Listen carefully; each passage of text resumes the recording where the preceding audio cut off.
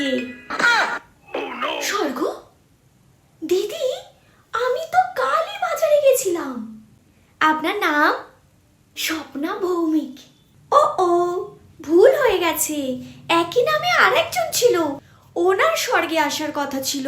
হ্যাঁ, তার মানে আমি এখানে ফ্রি ট্রায়াল। যাদের সময় হয়নি তারা দয়া করে নিচে নেমে যান। তাহলে লাঞ্চ করেই যাই। এখানে শুধু ফল আর সাদামাটা খাবার। না না, আমি মাটিতেই ঠিক আছি।